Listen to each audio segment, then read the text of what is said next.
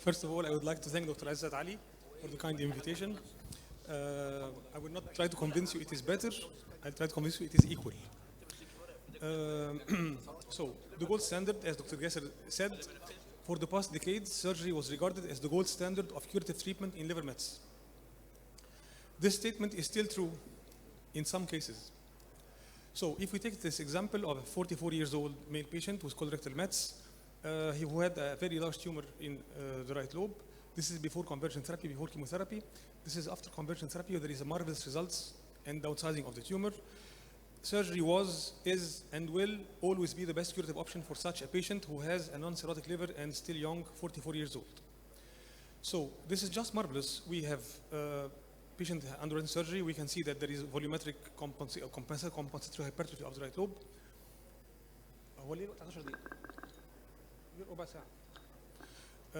Total tumor removal, compensatory hypertrophy, and loss of very little parenchyma. So this is the only option for curing this patient.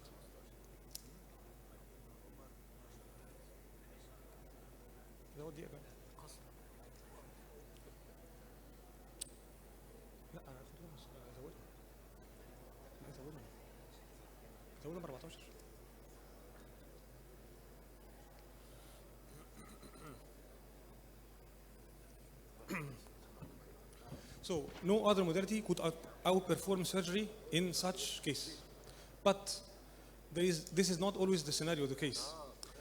We have very old patients unfit for surgery, 75, 80, 85, history of extensive abdominal surgery, other general contraindication to surgeries like cardiac, respiratory, an insufficient liver remnant to resect all lesions like we will see now, so the volumetry is unfavorable. De novo lesions after previous resection, very deeply seated lesions which are very small, and if we resect them, we will lose a lot of liver volume. The presence of lesion in difficult location, unfavorable anatomical relations, and simply if the patient is just afraid or refuses surgery after doing MDT. So can we still offer a curative treatment, an effective alternative to surgery, overriding the limitation and minimizing the complications, but with a long-term efficacy comparable to surgery?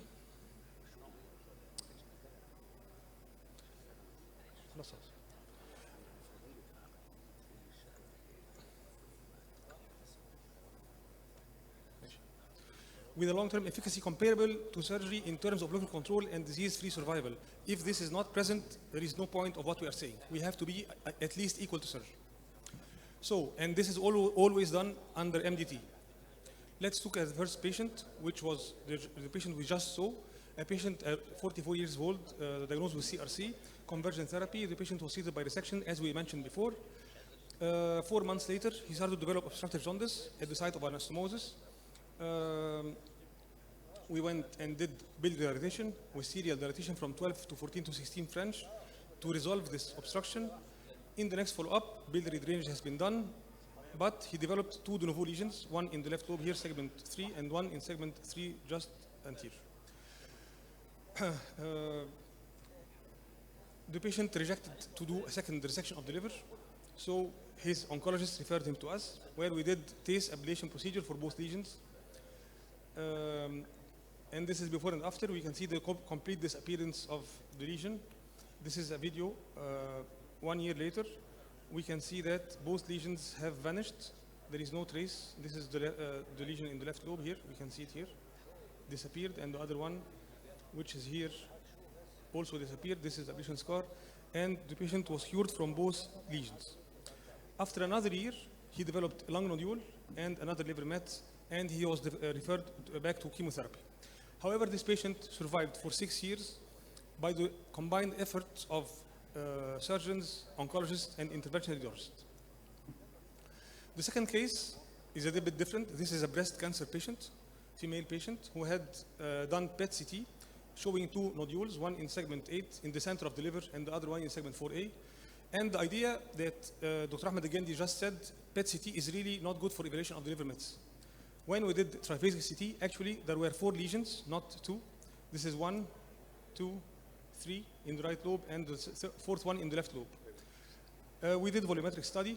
This is to show the location of the lesions. This is the right hepatic vein, the IVC.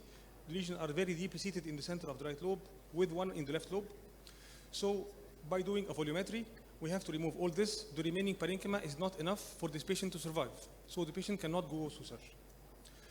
So in this scenario, the patient was sent to interventional radiology after MDT, and this is post-ablation. We have done, these are overlapping ablation to treat 3 lesions near each other.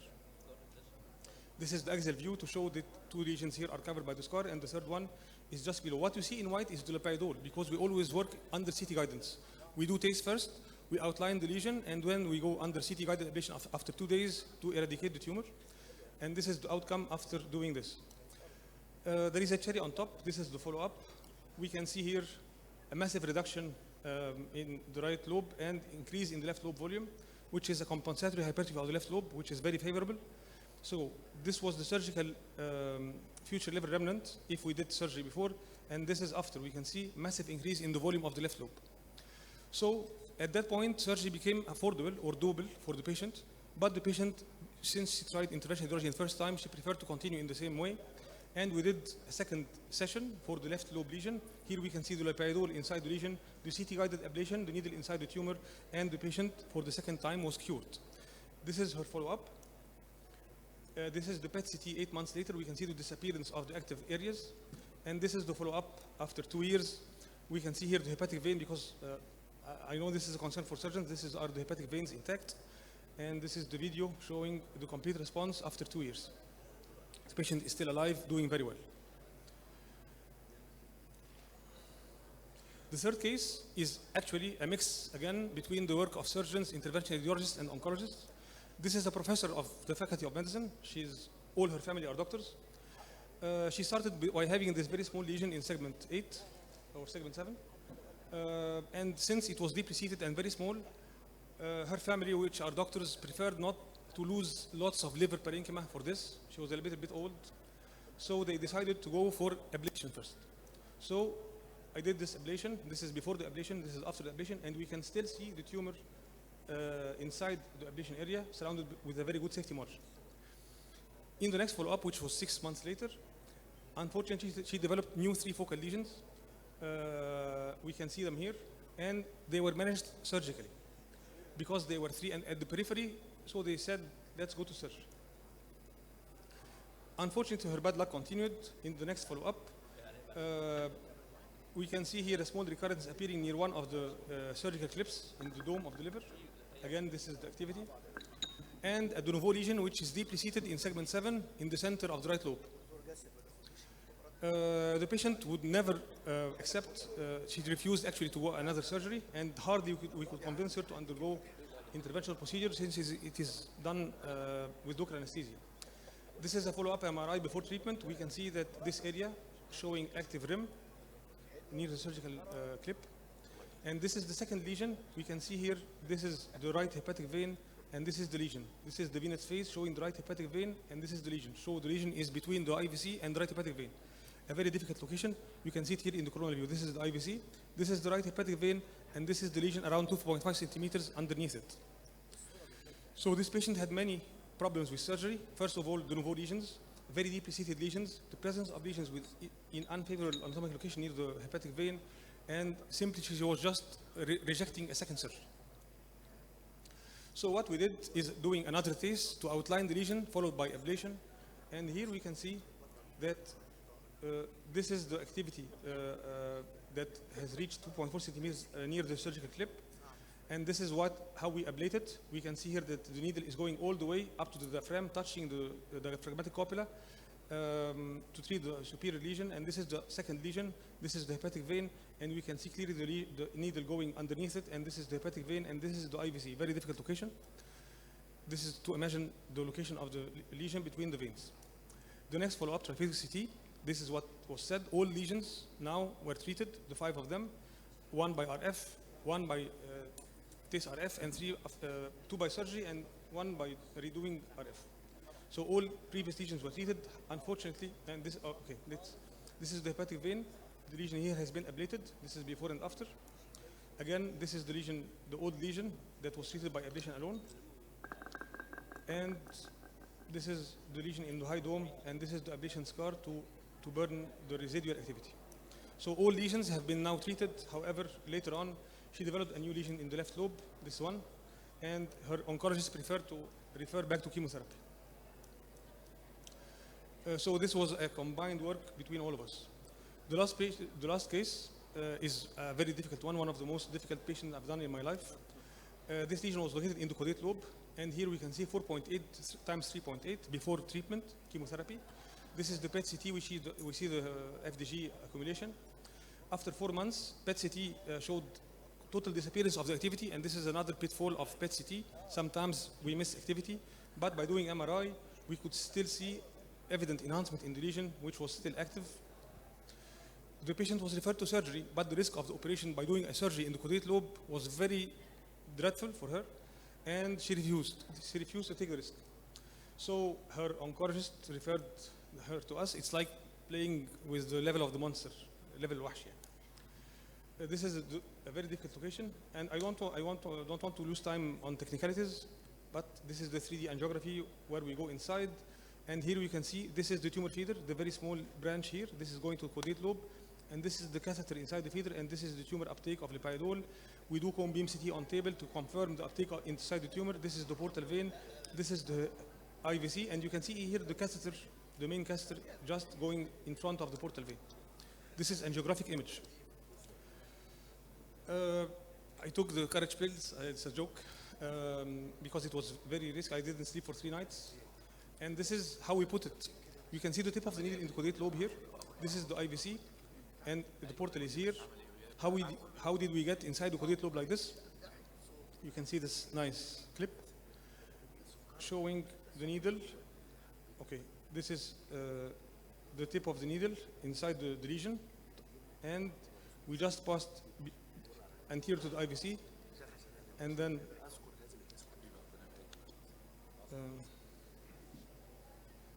this is the kidney and the lung. Let's see the coronal image. So these are the kidneys. We just anterior to them. This is the lung.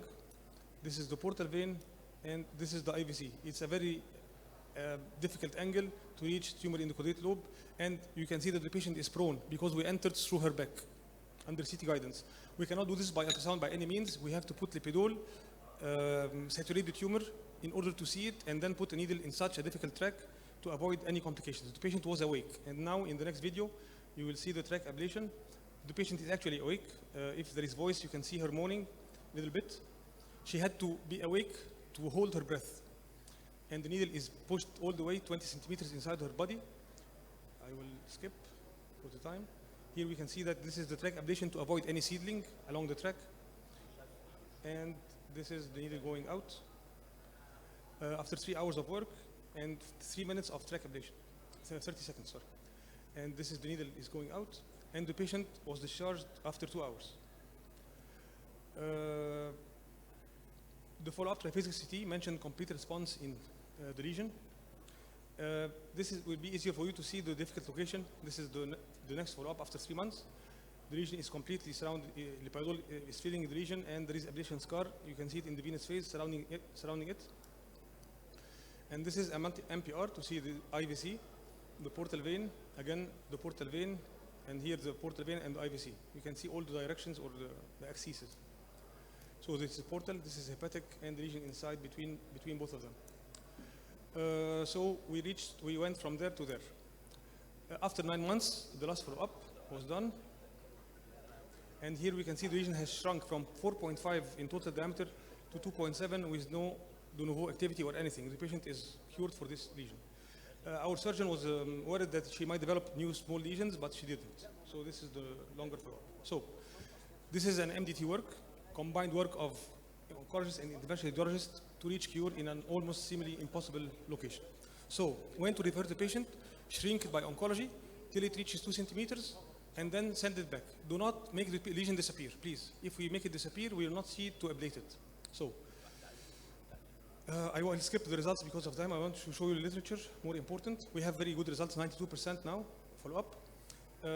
Many articles are now showing that there is an increasing curve of interventional radiology, almost meeting the surgical performance, identical. So the deep-rooted mantra, because just Dr. Gasser was speaking with me about this, the deep-rooted mantra idea that surgical resection is the only curative treatment for chronic liver mets is no longer factual. Many articles are showing this. This is a trial, collision trial. We are waiting for the results after 1 year, showing we are still non-inferior. This is completion of the results 80%. The remaining 20% will be published next year. But till now, there is no inferiority between IR and surgical resection on the long term in colorectal mets. I will speak up this. So many articles, RFA showed lower complications and similar oncological survival compared to surgical resection. Another one, microwave ablation associated with decreased morbidity, time spent in medical facilities and healthcare is much lower. What I want to show you is just this nice diagram. I'll skip this. To do surgery, we need to have a surgical wound, operative stay, blood transfusion, surgical scar sometimes, adhesions, hospital stay for a long time, ICU admission, and by default increasing cost. What if we can do the same by just doing this for TACE, and this is for ablation, and this is the scar you get at when we finish TACE and when we finish ablation. That's it. The patient are treated in outpatient context, and they left the hospital in the same day. So to conclude, we can now cure liver mets in outpatient ward, no general anesthesia, with long-term results comparable to surgery. Welcome to the future. Thank you very much. Thank you, Omar, for this interesting presentation and data. Any comments or questions? Yes, Mohammed. Mohammed Kahl. Thank you, Dr. Mohammed. Thank you for your elegant presentation. Very interesting. I have a question about one of your cases, which has lung cancer liver mets. Usually, lung cancer liver mets are multiple and bilobar. So you ablate 2 lesions. No, lung cancer appeared 1 year later. He didn't have lung liver. mets. I ask about liver mets. Okay. So basically, this patient has He was breast not lung cancer. cancer. She's breast, not Breast, lung. yes. Breast. Usually, breast cancer liver mets are multiple and bilobar and tend to recur. What happened to this patient after the ablation for 2 lesions? What was She's still alive. the outcome? She didn't have any. She had actually on PET-CT 2 lesions. They were actually 4 on CT. Okay. After We you treated ablated the 2 lesions, the 4. is she doing fine? Is she Now- on any therapy, like targeted therapy or whatever? Look, Does she receive this any is a problem for me oncological? to follow. Look, HCC patients come to me regularly. breast Oncology patients, cancer. the Mets patient normally are. I'm just a part in their treatment My protocol, concern is that and she they go might- follow with their oncologist. But I know that she's still alive. She's my friend on Facebook. This is very important because this patient is very prone to have recurrent Yes, she's mets under follow-up, because regular follow-up. But now she's 3 years alive. without any oncological She treatment. did. I'm sure that she had some chemotherapy regimens. I'm not aware of Perfect. because she doesn't come back to me. But I'm following her because she's my friend on Facebook. This is great. One more point. Yes. Do you have experience in carcinoid and gast tumors? Yes, we did. What is the outcome? My goal in metastatic lesions, I'm not the decider. I'm not the one to decide what to do. In these patients, it's the oncologist who decides. In an MDT, of course, and he tell me, can you ablate this lesion? It is he who makes the plan. Carcinoid? It is he who chooses what he wants to. He asked me a question, local lesional. Can you remove this? I tell him yes or no. If I can, I will do it. So it is possible for carcinoid and gast tumors If there is liver nodule, small in of size, whatever pathology. I don't care about the pathology. It is all the same. Mohammed, We he have did done- a few cases, very interesting cases. Thank you. أنا Fantastic. أسألك, Breast- you are challenging surgery, يا عمر.